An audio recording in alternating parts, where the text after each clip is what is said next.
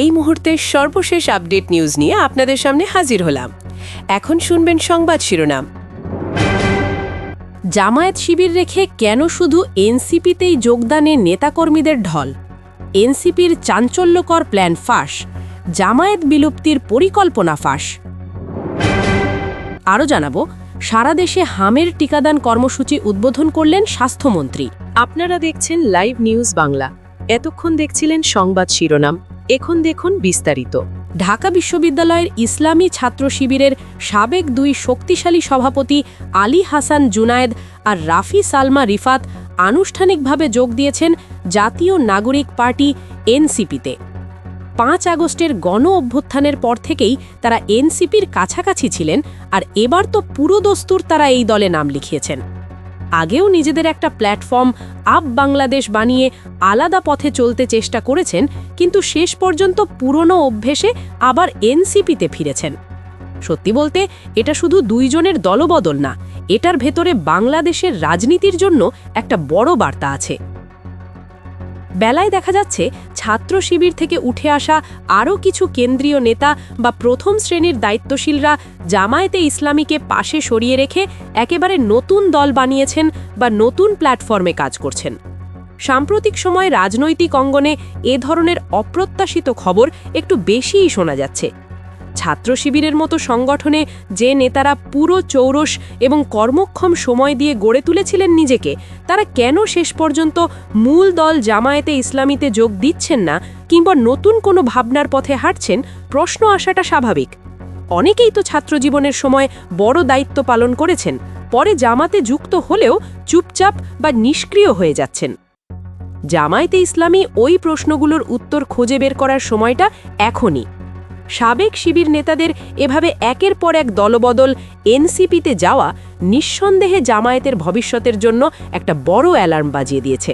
বিশেষ করে উচ্চপদস্থ ছাত্রনেতারা দল বদলালে নিচের স্তরের নেতিবাচক প্রভাব পড়ে, এটা কোনো নতুন কথা নয়। আর সবচেয়ে বড় বৈপরীত্যটা দেখছেন সবাই। জামায়াতে ইসলামী একদিকে শিবিরের মেধা ও নেতৃত্ব হারাচ্ছে, অন্যদিকে এনসিপিকে ওনাদের রাজনৈতিক সুবিধা দিয়ে সাহায্য করছে। সংরক্ষিত মহিলা আসনে নিজেদের আসন ছেড়ে দেওয়া, লজিস্টিক সাপোর্ট দেয়া, জামায়াত এনসিপিকে বড় হতে সুযোগ করে দিচ্ছে।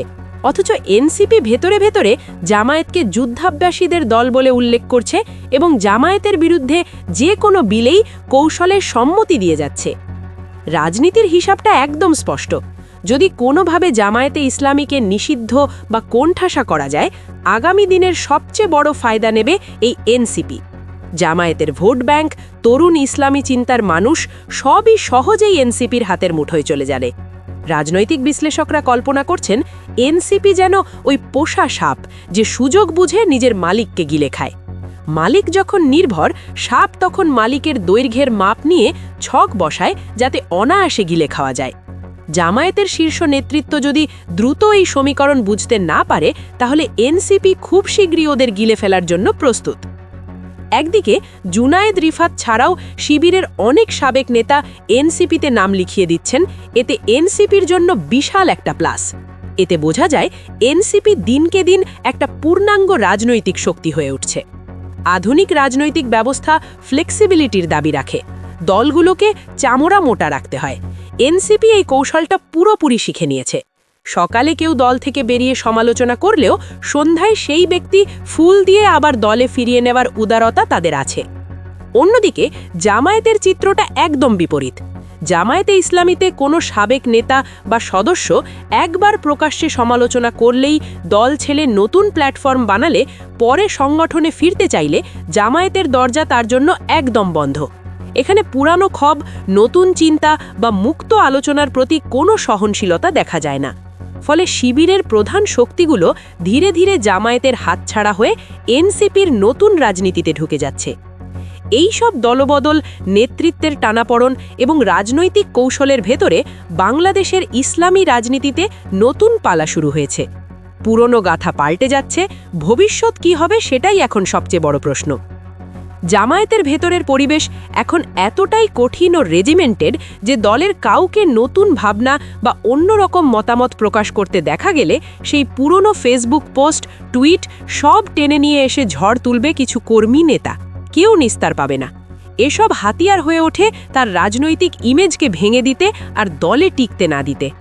শোনা যায় 5 অগস্টের পরে দেশের রাজনীতিতে নতুন করে সুযোগ তৈরি হয়েছিল, আর সেটা কাজে লাগিয়ে জামায়াত আজকের প্রধান বিরোধী দলে পরিণত হয়েছে। কিন্তু এই ব্যাপারটা স্থায়ী এমনটা নয়। যদি এখনকার কাঠামোতে এই চরম নিয়মনিষ্ঠায় জামায়াত দল চালাতে চায় আর ভবিষ্যতে ক্ষমতার স্বপ্ন দেখে, তাহলে তাদের কঠিন বাস্তবতার মুখোমুখি হতে হবে। অনেক বিশ্লেষক বলেন জামায়াতের বানানোটা অনেকটা আগের লেনিনিস্ট বা ক্যাডার বেসড পার্টির মতো, যেটা আজকের দিনে দাঁড়িয়ে বেশ অচল। 80 বছর আগে এই কাঠামো সমালোচিত ছিল, এখনকার তথ্য প্রযুক্তির যুগে তো আরও পেছনে পড়ে আছে। দলে যারা নতুন, যারা তরুণ, তাদের জন্য কোনো প্ল্যাটফর্ম নেই, মত প্রকাশের অধিকার বা সিদ্ধান্তে অংশ নেওয়ার সুযোগ নেই। দলের ভেতরের সিদ্ধান্তগুলো পুরনো শীর্ষস্তরের সদস্যরাই নেন, ফলে নতুনরা অচিরেই হতাশ হন, কেউ কেউ দলই ছেড়ে দেন। এটা সামাল দিতে হলে জামায়াতকে সবচেয়ে আগে নতুন চিন্তা ভাবতে হবে। সিদ্ধান্ত গ্রহণ, দল পরিচালনা এগুলো আরও উন্মুক্ত করতে হবে, আর তরুণদের অংশগ্রহণ নিশ্চিত করতে হবে। যদি তারা এই রুক্ষ আগের মতো নিয়ম কষা গণ্ডির ওইখানেই আটকে থাকে, তাহলে রাজনীতির দ্রুত পরিবর্তনের জোয়ারে তারা পিছিয়ে পড়বে। আসলে তারা যে শূন্যতা তৈরি করবে, সেখানেই সহজে উঠে আসবে আরও নতুন গোষ্ঠী, হয়তো এনসিপির মতো শক্ত প্রতিদ্বন্দ্বী, যারা ভবিষ্যতে সরকার গঠনের দৌড়ে এগিয়ে থাকবে। দলের সাধারণ কর্মী থেকে শীর্ষ নেতৃত্ব সবার মনে রাখা দরকার, তরুণরা দল ছাড়ছে কেন সেই মূল কারণ খুঁজে বের করা এবং দ্রুত কার্যকর সমাধান নেওয়া দরকার। বিশেষ করে ছাত্র রাজনীতি শেষ করে ছেলেরা যখন দলে প্রবেশ করে, প্রবীণ ও স্থবির পরিবেশে তারা আটকে যায়, তাদের নতুন জায়গায় মানিয়ে নেওয়াটাও বেশ কষ্টকর। এখানে দরকার স্বতন্ত্র এবং স্বাধীন যুব সংগঠন তৈরি করা, যেখানে 40-45 বছর পর্যন্ত তরুণরা তাদের মত, চিন্তা স্পষ্টভাবে জানাতে পারে এবং নেতৃত্বের দক্ষতায় নিজেদের গড়ে তুলতে পারে। এখনকার প্রযুক্তি ও তথ্য বিজ্ঞানের এই যুগে দলের ভেতরে মাঝে মাঝে বাড়তি সতর্কতা, ঐতিহ্যগত গোড়ামি, এমনকি ভুল বোঝাবুঝিও চলছে। নূর মোহাম্মদের মতো প্রার্থী লেখকও নিজের ক্ষুদ্র ক্ষমতা থেকে এই পরিবর্তনের দাবি তোলেন, বলেন সময়ের জন্য শক্তিশালী যুব সংগঠন দরকার, বাস্তবতার দাবি। সবার জানা ফেব্রুয়ারির নির্বাচনে 100 নতুন ছাত্র আনুগত্য ও সমর্থন দেখিয়েছে। তাদের ধরে রাখা, যথাযথ দিক নির্দেশনা দেওয়া, অর্থপূর্ণ প্ল্যাটফর্ম গড়ে তুলতে পারাই দলের জন্য সবচেয়ে বড় চ্যালেঞ্জ। এতদিনের যেই চালু প্রথা, ছাত্র রাজনীতি শেষে তরুণদের সরাসরি প্রবীণের দলে পাঠিয়ে দেওয়া, এটা বন্ধ করতে হবে। বরং সক্রিয়, গঠনতান্ত্রিক, আদর্শভিত্তিক এবং কার্যকর যুব সংগঠন গড়ে তোলা এখন শুধুই চাওয়ার বিষয় নয়, এটা দল টিকে থাকার একমাত্র উপায়।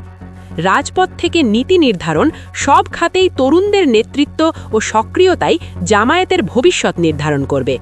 আপাতত দল চাইলে বাঁচতে, টেকাতে তাদের উল্লিখিত কৃত্রিম গণ্ডি ভাঙতে হবে, নতুন যুব নেতৃত্ব গড়ে তুলতে হবে। এটাই সময়ের দাবি। সবার আগে সর্বশেষ আপডেট নিউজ দেখতে সাবস্ক্রাইব করে আমাদের চ্যানেলের সাথেই থাকুন। আমাদের নিউজ ভালো লাগলে লাইক, কমেন্টস ও শেয়ার করুন। ধন্যবাদ সকলকে।